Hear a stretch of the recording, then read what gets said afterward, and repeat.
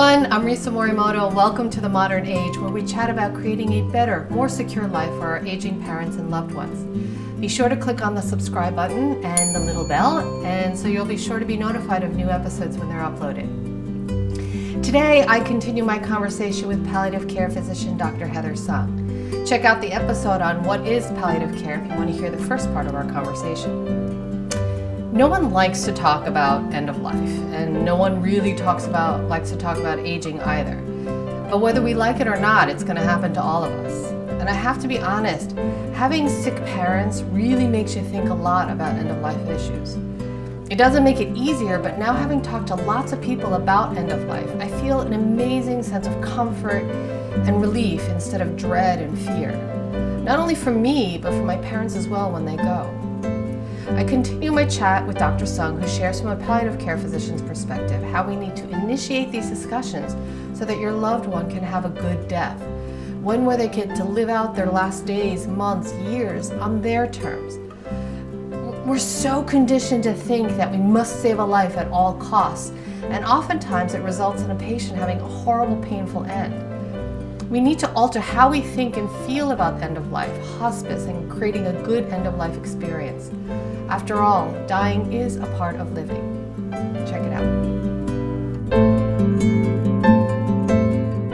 The end of life conversation is one that's just particularly sensitive, I think, for a lot of people, and really difficult to have for a lot of people.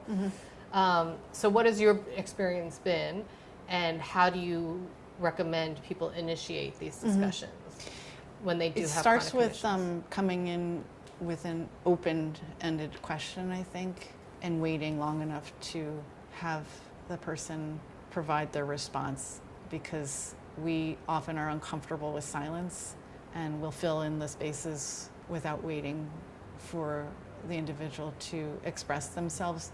And they'll need that extra time because it's a hard conversation. So I think when you start with an open-ended question, you get a lot of information. Like what? What is an example?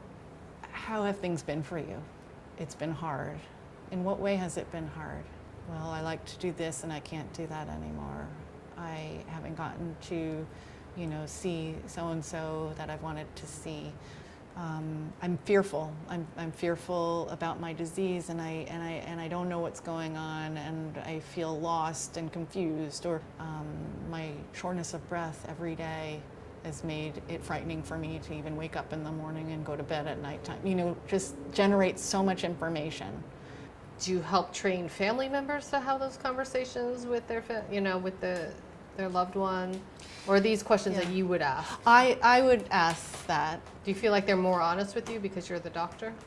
I think sometimes, yes, absolutely. I think you need someone who maybe that you don't already have a close, enmeshed relationship with. Oftentimes, those family meetings where I'm present is very helpful because I can mediate that conversation. I can provide the medical factual pieces, and then I can be there to mediate the conversation and guide it.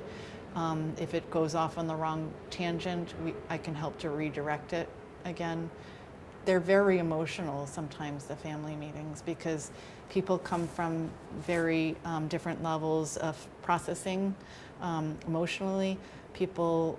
Families may come from where one family member has been intimately involved on a day-to-day basis caring for the loved one, and the other one lives out west and hasn't been present for a while, may not be ready to accept that the patient or loved one is at a certain stage, may feel maybe some feelings of guilt, or the one that's been close by may feel some resentment. There's so many different emotional factors that can be involved.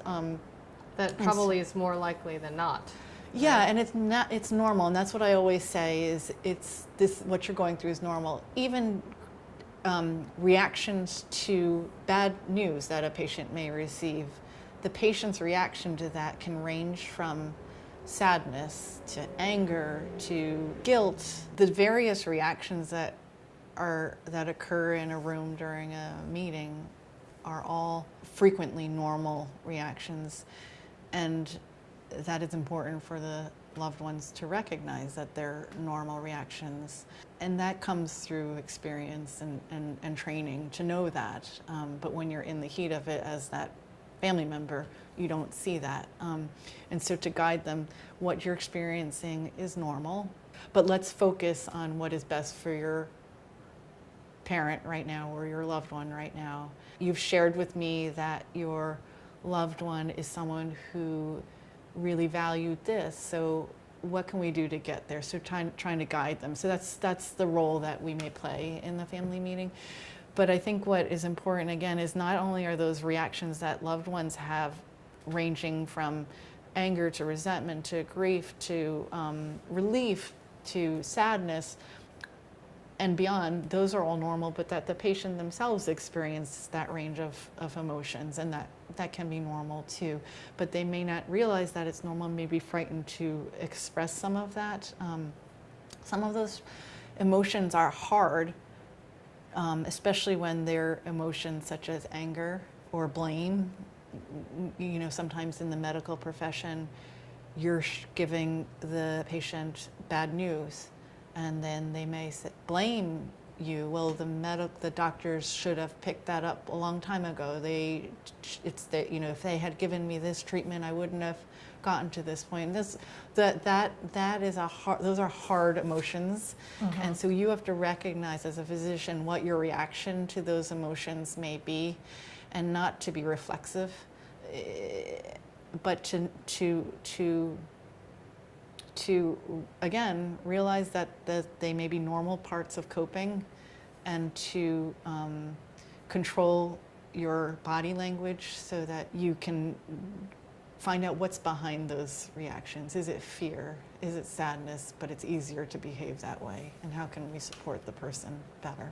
Almost sounds like a lot of like psychotherapy. Yeah, there's a lot. Like a psychology involved with palliative care. Yeah, and that's why I think a lot of times the social workers play a very big role. So what do you love so much about it? I love the fact that I can really get to know someone in such a profound way.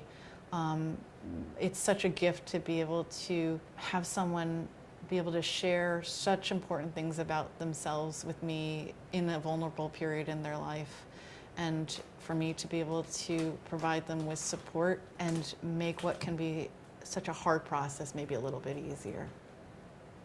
So do you also help coordinate, because a lot of people also have multiple illnesses, like my mother. You know, she had CVA, she has Parkinson's, she has, eye problems, hearing problems, she has everything, you know. How can a family or the patient benefit by having a palliative care, yet another doctor, in that mix? Yeah. Hopefully another doctor is not one that further fragments the patient, but ties those pieces together and makes them feel whole.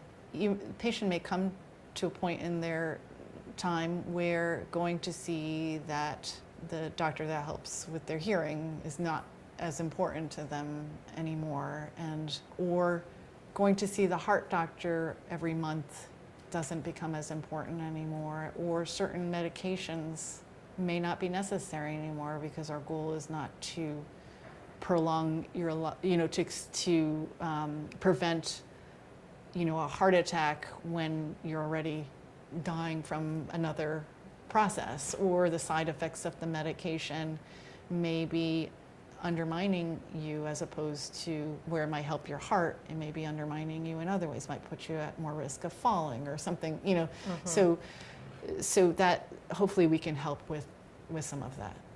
And so this is a fairly new field. It's fairly new, yes. And by in terms of like a fellowship training for it, I think it was in 2013 that it became required. So will you also help with hospice care? Yes, oftentimes we do. Yeah, so hospice. More often, I find that my role is when the patient gets to that point, and again, we hope to see patients not just at that point, but earlier on in the course where they're still getting curative treatments. But when they get to that point, is to provide them with that seamless transition.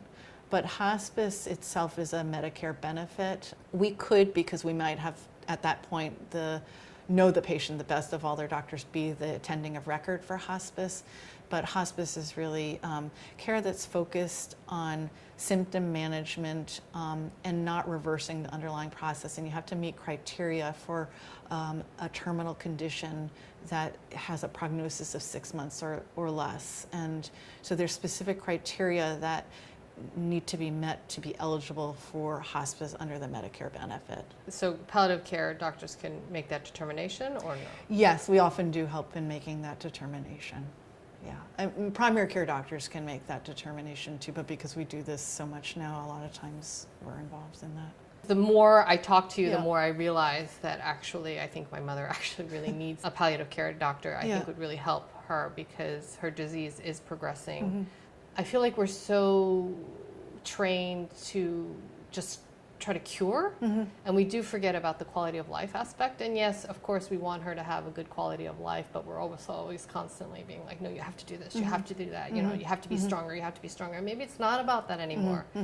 If, as a palliative care physician, I go into a patient's room with a specific agenda, then I'm probably starting off on the wrong foot.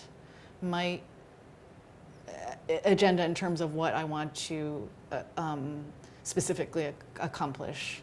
Like, you go in there, your agenda should be very open. It should be, what can I do to help decrease the burden of suffering of this patient? And then it's the patient to define to you what that burden is, what the suffering is. Sometimes physicians will consult us because they know that that patient's prognosis is poor, probably maybe terminal, and they want us to go in there and make sure that that patient knows that and the family knows that, and to help them transition that patient onto hospice. There's also a lot of burdens now financially with the healthcare system. I feel like if I go in there with that as my agenda, then I'm not doing the right thing, because you're there, you have to be their partner in this. You have to build a level of trust with them. There are times when you know that the treatments that you're doing are almost futile and probably causing more harm. Those are the hardest cases. Those are the times that we are consulted, and those are really challenging, and you often do go home at nighttime and struggle with that. And those are the ones that stick with you. I would love to hear from you. Leave a comment below. Let us know what you thought of the interview. If you enjoyed this episode, please feel free to share it with your friends and family. And of course, subscribe so you'll be notified as soon as new shows are uploaded. I'd love to hear from you. DM me on Instagram or Facebook at This Is Modern Aging. And the best way to keep in the loop about our latest episodes and other upcoming events is to sign up to our email list at modernage.tv. To live your best life tomorrow, you need to start today. Thank you so much for watching, and we look forward to seeing you next time on The Modern Age.